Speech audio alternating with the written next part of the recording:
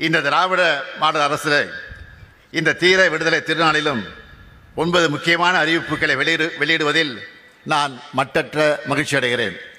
முதல் அறிவிப்பு, மாநில அரசு விடுதலை போராட்ட வீரர்களுக்கு தற்போது வழங்கி வரக்கூடிய மாதாந்திர ஓய்வூதியம் 22,000 ரூபாயாக உயர்த்தி வழங்கப்படும்.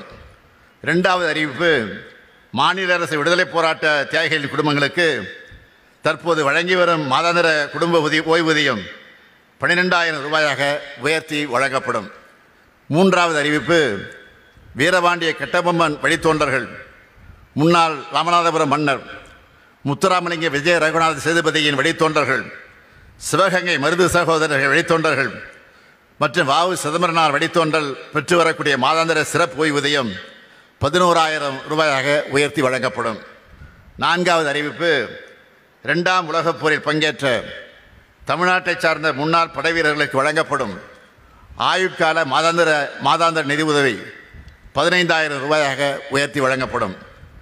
ஐந்தாவது அறிவிப்பு, 2ஆம் உலகப் போரில் பங்கேற்ற வீரர்களின் கைம்பெண்களுக்கு வழங்கப்படும் ஆயுட்கால மாதாந்திர நிதி உதவி 8,000 ரூபாயாக உயர்த்தி வழங்கப்படும்.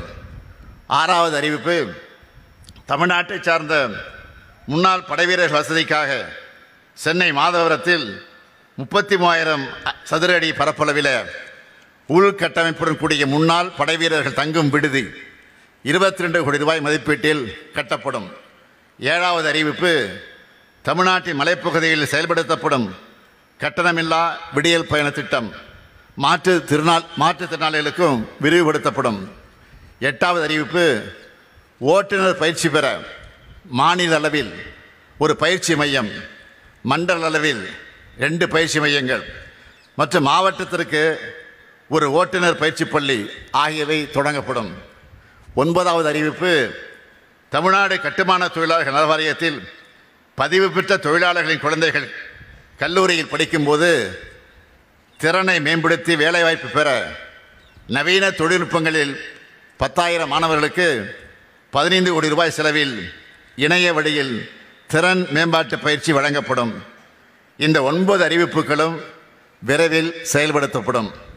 வேற்றுமையில் ஒற்றுமையும், ஒற்றுமையின் மூலமாக ஒருமைப்பாட்டையும், ஒருமைப்பாட்டின் மூலமாக ஒன்றுபட்ட வளர்ச்சியும் வழங்க வேண்டும். ஒன்றுபட்ட வலிமையே நாட்டின் வலிமை. பல மாநிலங்கள், பல மொழிகள், பல பண்பாடுகள், பல மதங்களை சார்ந்த கோடிக்கணக்கான மக்களை உள்ளடக்கிய துணை கண்டம்தான் இந்தியா. அனைத்து வேற்றுமைகளையும் கடந்து நாம் பீடு நடை போட அனைவரும் இந்தியராய் ஒருங்கிணைந்து செயல்பட காரணம் நமது அரசியலமைப்பு சட்டம். புரட்சியாளர் அம்பேத்கர் அவர்கள் வகுத்தளித்த இந்த வரலாற்று சாசனத்தில் ஒன்றிய அரசும் மாநில அரசுகளும் இணைந்து மக்கள் பணியாற்றுவதற்கு தேவையான அதிகார பகிர்வு தெளிவாக வரையறுக்கப்பட்டுள்ளது. ஆனால் கடந்த 75 ஆண்டுகளில் நமது அரசியல் களம் கண்ட மாற்றங்களால் இந்த அதிகார பகிர்வில் மாநில அரசுகளின் பங்கு தொடர்ந்து குறைந்து வருவது வருத்தமளிக்கிறது. மேலும் கடந்த சில ஆண்டுகளாக பல்வேறு துறைகளில் மாநில அரசின் உரிமைகளை பறிக்கும் முயற்சிகளையும் ஒன்றிய அரசு மேற்கொண்டு வரக்கூடிய நிலையும் நாம் காண்கின்றோம். மக்களின் எதிர்பார்ப்புகளை நிறைவேற்றிட மக்களுக்கு அருகிலிருந்து செயல்படும் மாநில அரசுகளுக்கு படிப்படியாக கூடுதல் அதிகாரங்கள் தேவைப்படும் சூழலில் இதற்கு நேர்மாறாக கல்வி, மருத்துவம் போன்ற முக்கிய துறைகளில் மாநில அரசின் உரிமைகளை தொடர்ந்து பறிக்கப்படுகின்றன. ஒன்றிய அரசின் சட்டங்கள் மூலமாகவும் நீதிமன்ற தீர்ப்புகளாலும் மாநில அரசுகளுக்கான நிதி பங்கீட்டிலும் திட்டங்களிலும் ஒன்றிய அரசு காட்டும் பாரபட்சத்தாலும் ஒன்றிய அரசை சார்ந்திருக்கக்கூடிய நிலைக்கு மாநில அரசுகள் தள்ளப்பட்டு வருகின்றன.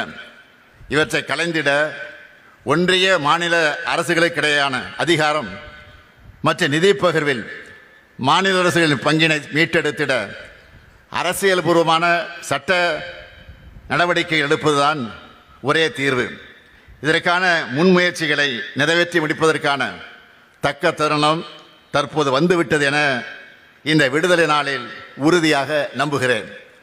மாநிலத்துக்கு கிடைக்க வேண்டிய, தரப்பட வேண்டிய நிதியை எப்போதும் போராடி வாதாடி வழக்கு போட்டு பெற வேண்டிய நிலைமையில் இருப்பது கூட்டாட்சி இந்தியாவுக்கு அழகல்ல. இது மாநிலத்தின் வளர்ச்சியை பாதிக்கும், இந்தியாவின் வளர்ச்சியை பாதிக்கும். சுயசார்புடனும் தனித்துவமான அடையாளங்களுடன் ஒவ்வொரு மாநிலமும் செழித்து வளரும்போதுதான் ஒன்றுபட்ட வலிமையான இந்திய திருநாடு உலக அரங்கில் உயர்ந்து நிற்கும். தமிழ்நாட்டின் உன்னதமான கோட்பாடுகளை இந்தியா முழுமைக்கும் செயல்படுத்தி காட்டும் கடமையும் பொறுப்பும் நமக்கு உண்டு.